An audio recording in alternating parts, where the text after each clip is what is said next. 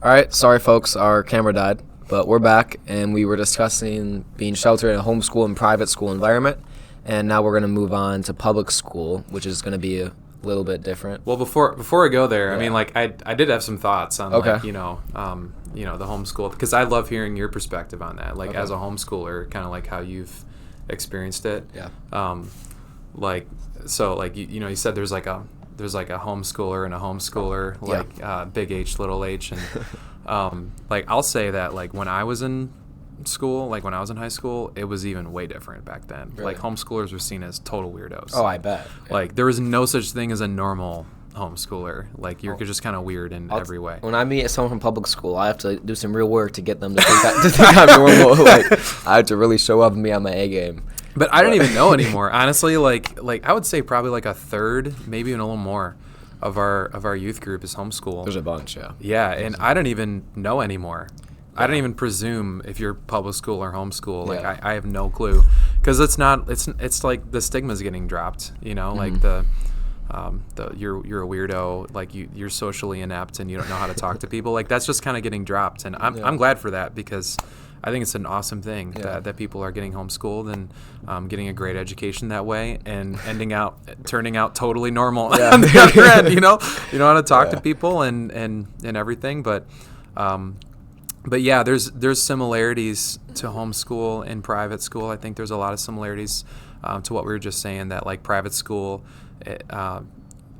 you're in an environment that can be sheltered. You can be in a very sheltered environment where you're not experiencing the world around you to a great degree, and then when it gets to that point that you enter the world, you don't feel ready. You don't feel ready for it, and that can happen with homeschoolers. It doesn't always happen, but it can happen. And I've seen, we talked a little bit about whenever we met. We talked about like ex-evangelicals. Remember that? Yep. Yeah. So there's something called like ex-evangelicals. That's like that's a person who grew up as an evangelical, and then eventually they leave it at some point, and they leave it for a lot of different reasons and a lot of different things. But a lot of things that they'll say, and they usually come out with these big testimonies, and they call them deconstruction testimonies, where they deconstruct the faith that they grew up with, and a thing that I hear a lot in these testimonies and these stories is basically like, hey, I grew up in a Christian home. A lot of them grew up homeschool. I hear that a lot from that. And then I went into the world and realized that like Christians are just judgmental, like they hate people, and the rest of the world isn't like that. Like it's like I want to be a part of a faith that's loving, and that's just not the faith that I grew up in. And they have all these different things that they say that show like the gospel never really hit. It never really stuck, and they didn't know that until they hit the world and they got challenged on those things, and then the fact that they didn't have a real foundation just kind of got exposed, and they fold, and they would say they were Christian. They would say they grew up Christian, but I would look at their faith and I'd be like, hey, 1 Peter says the real test of whether or not you have faith is whether or not it stands the trial, of whether or not it goes through that furnace on the other side, really refined, or there's nothing left on the other side. And a lot of those people that they go through that furnace and they lose their faith, can you really lose your faith? I don't think you can. I think if you have faith, it holds and it perseveres. And homeschooling is not like the problem. Homeschooling doesn't cause like fake faith or anything, but homeschooling can hide fake faith easier than public schooling. That's what I would say. Homeschooling can hide a very ingenuine faith, and you don't realize that it is that way until later. I think I definitely struggle with that, and I see what you're saying. Like when I was a freshman, sophomore, I'd say was when I first started going. Like I could drive now, right? So I'm going to like football games, public school football games. I'm going like to different camps, and I think I didn't have a strong faith at all. Like unless I was with my Christian homeschool friends, I was not a Christian. So I definitely see what you're saying there, and I think there was two responses to that. It's kind of, you realize, like we had a friend of the podcast, Jack. He's like, it kind of hit him, and then you go towards God, or kind of like you just keep rolling through it like you don't need it, and then you get used to it. Yeah. So I'm very thankful to God that I got out of it. I found a great friend group at youth group, by the way, so I'm so thankful for them. But if you get hit by the world and you're not ready, it's like, yeah, you either go up or down. Yeah. But I mean, it's still produced a good foundation in you, Yeah. you know? I mean, so it's not all, I'm not saying it's all bad or anything Yeah. like that. Like, I think there's a lot of benefits to homeschooling. We'll get to that in a sec with public schooling, because there's a lot of challenges living as a public schooler. And homeschooling really helps in a lot of those ways. Yeah.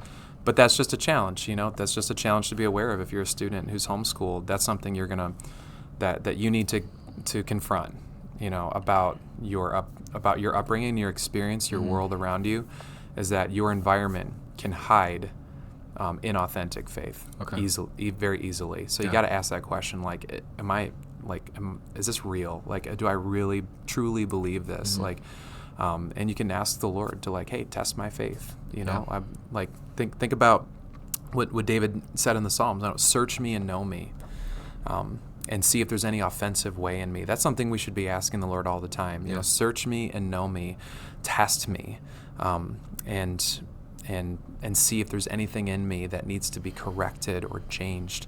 And a lot of those people, you know, the ex-evangelicals who leave the faith or whatever, and then like come out with their deconstruction stories, they just were never tested. You know, they never really asked the Lord to do that. They just kind of treated the faith as something that they took for granted, that they were used to. It was just the environment around them.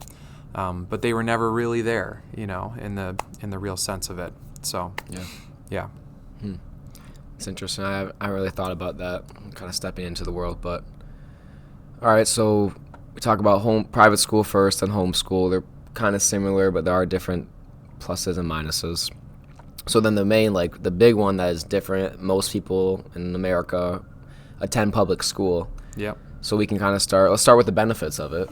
Like, what is good about public school education? Yeah, I mean, I can just speak for myself. Like, I loved my school. Yeah. I did not hate my high school experience. I love that I'm just surrounded by people. I'm an extrovert. I love people, and so I liked having a place that I came to every day where I'm around a community, around a people.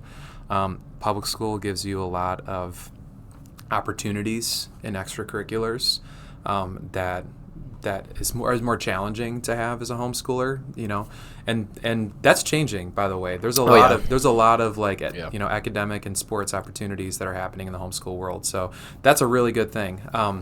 And it's not the same degree though, you know. It's not to the same degree. Like if you wanted to play football, it's going to be hard to do that in the homeschool world, you know. So there's a lot of opportunities. The quality of education, in my experience, was very good, but that changes based on wherever local high school you're in. Yeah. You know, there are great high schools, and there are high schools that aren't that great with education. So that just kind of depends. But my experience in Northville High was great. It was a very good education. I went into college like feeling really, really academically ready for everything that I kind of ran into. And then the other positive that I would say is it really does provide that furnace, that we were talking about. Like, it does. Like, I felt my faith really tested in high school, and it was tested in a good way. Mm-hmm. Like, I felt that the community around me in public school was a place where I needed to be real, or like I needed to be a real Christian who was really there, or just embrace not being a believer. And there didn't feel like there was an opportunity for a middle ground very much for me.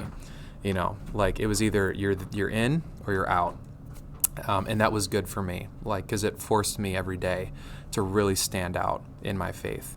And I did. I had most of my friends in high school were potheads. Yeah. They just smoked a lot of weed, and that was that. I never joined them. And I just kind of became known as like the Christian kid among them. I'd play Call of Duty with them and hang out with them still, but like I didn't join them in a lot of the sin that they were involved in. Yeah. And over time, it produced a reality where they would come to me with questions that like about anything, about Christ, about the gospel, about faith. And I just became known as like that person in their friend group that they could just talk to about those kinds of things, because I was in their midst, and that was a good thing for me. I really grew from that. I learned how to talk to non-Christians about my faith. I learned how to spread the gospel in high school. It was like a proving ground for me. Like kind of like down the road in Milford, there's the proving grounds at GM, like where they're testing all the cars and stuff. I felt like that was high school for me. Yeah. And so I left it like in many ways prepared. I felt prepared in a lot of ways. And where I needed to grow in was deepening my theology, deepening my understanding of God's word. I mean, that's something I'm still growing in. We're never going to reach like some pinnacle of perfection and understanding. So I'm still there, but I left high school feeling ready to like go into a world that wasn't Christian in many ways. But I had my youth group as a foundation for me. Mm-hmm. I had my church environment as like as a steady, rock solid ground to stand on. I wasn't standing on my community at school. Yeah. My community at school was just a mission field, and that's how I looked at it. Yeah. It's interesting. So that's the positive, mm-hmm. but there's some negatives. Jack would talk about some of them. And he did. But it's an environment that is not of the Lord, from the students around you and the faculty. Yeah. And there are Christian teachers. There are good teachers. I'm not saying that the faculty are bad in a public school. There's a few teachers in our church that are part of the Milford public school system, and they're wonderful people. They know the Lord. They love Jesus, and they try to be a light in a dark place in their public schools that they're teaching, but it's still a dark place. I would say majority of public school teachers are there to help kids because they're there because they're passionate about kids. Mm-hmm. There are definitely a few that have the agenda that push it. Like it's a small minority. Sure. And then it just takes over the broader. It's everywhere then. Yeah, you're just gonna run the gamut of different teachers and experiences. Like I had a lot of great teachers that I loved in high school. I had some teachers that hated what they were doing, and that wasn't fun. Mm-hmm. I also did have some teachers that I definitely felt like they had a very worldly, secular agenda that I felt being pushed on me. Okay. And it was mainly English. Oh, they're the English teachers. It was like English teachers. I mean, that's not, if there's any English people like watching, awesome. Sorry, but like that was my experience. It was like in English class, we read a lot of books that were pretty anti-Christian in a lot of ways, like The Crucible was one. What's I don't know if you ever read The Crucible in homeschool world. Probably not, because it's very anti-Christian, and it's basically a playwright of the Salem witchcraft trials. Okay. And it follows like the protagonist is basically like a guy who has an affair with a girl. He's married, but he has an affair with a girl in Salem town,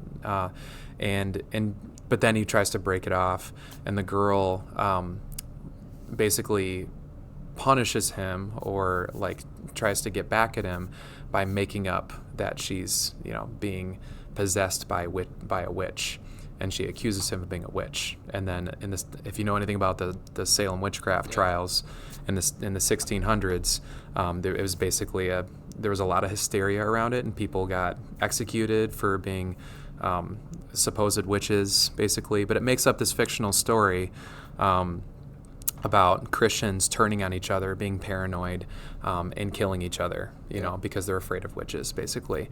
And I remember in class, like my teacher say, like, "Do you guys think this is still happening today?" And everyone was like, "No." Like what?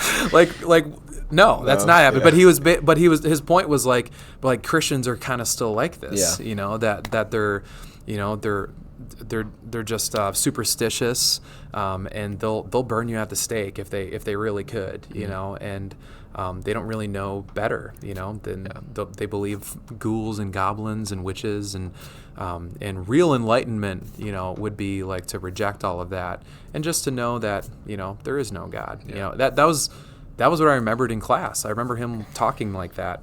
But here's the thing. I recognized it for what it was. Yeah. I heard that and I was like, this is bogus. Yeah. I know the truth. I went home. I talked to my dad about it. My dad read that book with me, and we would talk about it. Yeah. So like, yes, it was a very anti-Christian teaching from the top, but I was able to kind of process that with my dad, who's a strong believer, and learn how to approach a different way of thinking while holding on to the truth of the gospel at the same time, you know? Yeah. So I think that's great that you were able to do that. And then I also think most people can't. And that's why you see a lot of people going to college, and then it's even if public school and high school is pretty woke or liberal, they go and then it's just crazy, and then they have this eye-opening moment, and then they're totally like against the gospel, against God. Yeah, I would say that my experience was rare. Yeah. I'd say most people don't have that, where they're able to kind of walk through those things in a way where they're grounded in the truth. A lot of Christians, they hit public school, they experience kind of some similar things like what I just said, and their response is confusion and shakiness, and they don't know what to do with it. Yeah. And a lot of times they just get warped by it, and that's a real negative of that dark environment. That's what we were talking about before. To what extent should you saturate your life with darkness and lies? Yeah. You don't want to oversaturate it, because if you do, you will get pulled into it. Yeah. You know, and that's the case with a lot of public schoolers. They're experiencing a world that is not true, and like you said, I would say most teachers are just good people. Yeah. They're just trying to teach. That's all they're trying to do. But the system around them is not a good system.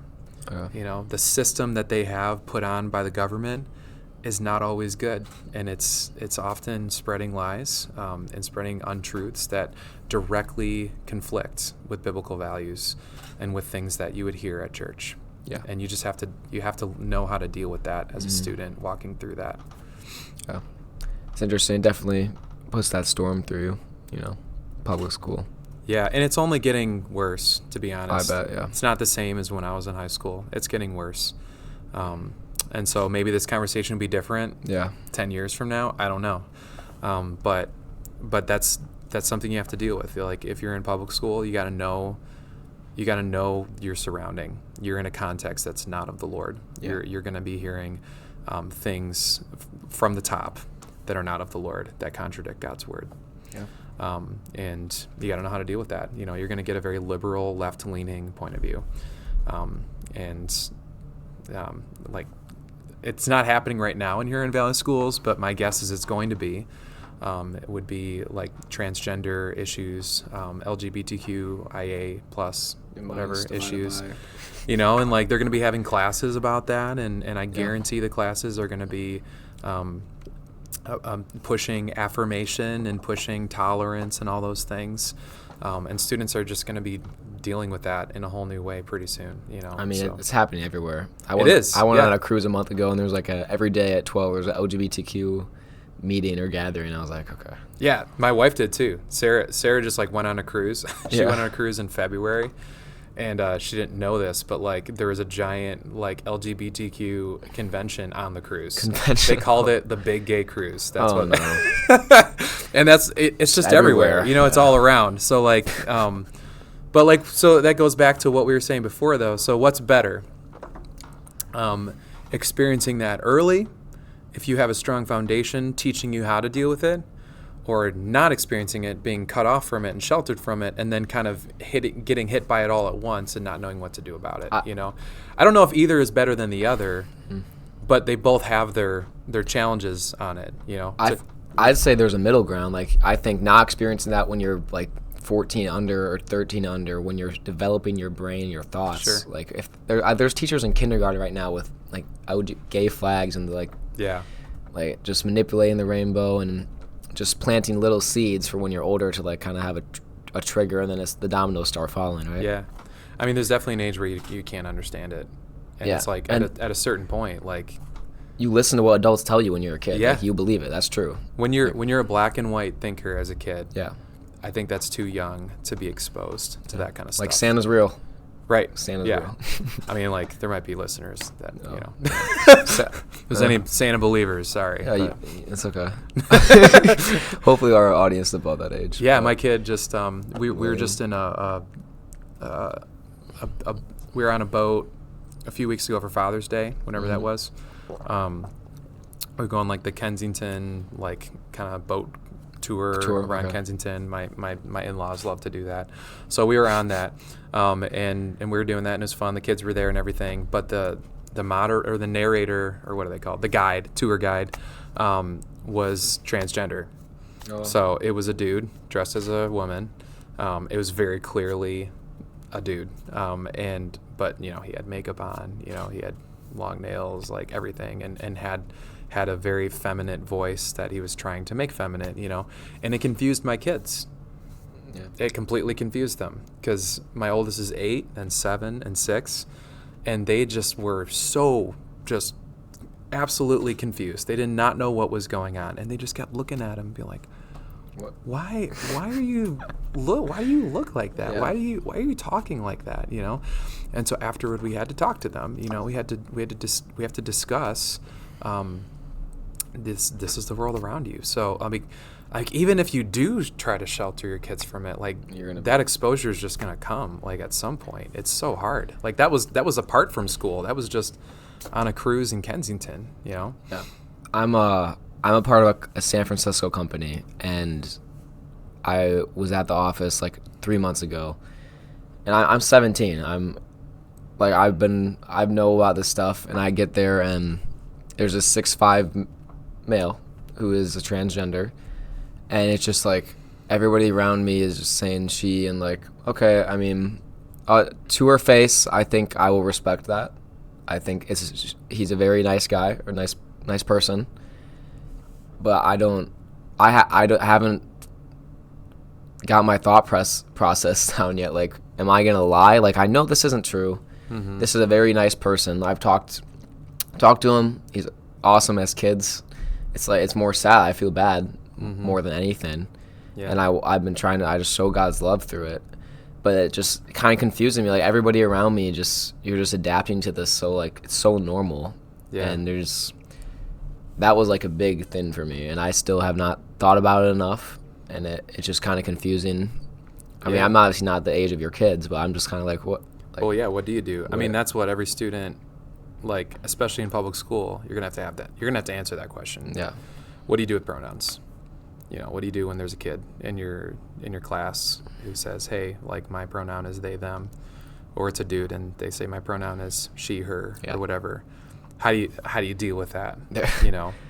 There's two different approaches, and I don't necessarily think there's only one answer, but you have to at least go down that road, have God's word in front of you, and the people of God, the church with you, with good counsel, your family, helping you with that if your parents are strong believers, and just make a judgment call based on your conviction of what God says about that. But you're going to have to figure that out, because it's going to be right in front of you, especially if you're public school. You have to. Yeah. I think Jordan Peterson, someone I look up to a lot, but he said the biggest adventure in life you'll have is not to lie. Okay. Like, if you don't lie, you will hit a storm. Like, 100%, and are you going to lie to get out of the storm, or are you going to keep telling the truth and go through the storm? So his point would be you should not use their pronouns, right? Yeah. Because it's lying to them. It's being dishonest, and that is a genuine place that a lot of Christians land on. It's that, hey, I'm just not going to use your preferred pronouns because it's not true. Yeah. I'm not going to lie to you. I'm not going to be party to your delusion. Would be like the point in that. Like, I don't want to contribute to you thinking that you're something you're not, because God's word tells us not to lie, So that'd be one side. The other side comes to it from a more like evangelical or evangelistic point of view, which is like, well, God's word also tells us that we're supposed to spread the gospel. Yeah, we're supposed to help convince people. You know, Peter says to help try to persuade people towards the Lord, and so. So in a similar way, I've heard someone say that like they would look at what Paul says in Corinthians. I think it's Corinthians. I'm just thinking off the top of my head. When he says, I become all things to all people, you know, to the Jews, I become a Jew, to the Gentiles, I become the Gentiles, to the uncircumcised, I become uncircumcised. I become all things to all people to for the sake of the gospel. Yeah. You know, and he's not saying I'm eliminating my principles or I'm sacrificing like my values as a believer or as a Christian. I'm not sacrificing God's word, but I am stretching and flexing for people to convince them of the gospel, to convince them of God's truth and God's word, and to get them there. Yeah. And so I've heard Christians say, well, if I don't use, if I don't use their pronouns, then I'm shutting that door of relationship with them. They're never going to talk to me. I'm never going to have that opportunity to share the gospel with them, because that door is going to be shut for them. So I'll use those pronouns in order to keep that door open so that I can help persuade them towards the gospel, you know. And honestly, I'm kind of in the middle on that. I don't really know exactly which is the right one. But I respect both. Mm-hmm. Honestly, I respect both. As long as you hold to God's word that a man is a man, a woman is a woman. There's no crossing on that, sex should be between a man and a woman who are married. That's what God's word says. If you're holding to that, how you interact with people around you that don't hold to that, I think there's leeway. You know, I think there's flexibility as long as you're doing it according to God's word. You have the Bible in front of you as you do it. You know. Yeah. I've come to the decision that at the workplace I'll respect that to his face. But I'm not going to lie to myself outside of that situation. Mm-hmm. So I'm going to be kind and loving when addressing that person, but I can't just lie to myself outside of it. So. Yeah. All right. Well, that was a heavy conversation, but we'll do 5 more minutes. Okay. We have to end the hot topic. Hot topic. All right. Yeah. Yep. So let me know what you've been thinking about. What do you got? Nothing's off limits. Yeah. Man. Well, I mean, What I've been thinking about just real recent is just what I'm about to preach on tomorrow, because I'm doing the message tomorrow. So it's just been in my mind. I'm a very like in the present thinker. And it's just on we're going through a series on we're going through a series on Proverbs. Yeah. And so we're choosing different Proverbs to walk through about wisdom, and haste is the one that I chose. So I'm talking about rushing and hurry versus patience and slowness, and how Proverbs consistently pushes you towards being patient, towards being diligent, being thoughtful, instead of hastily walking into things. So that's just been on my mind lately, because I am a very rushed person.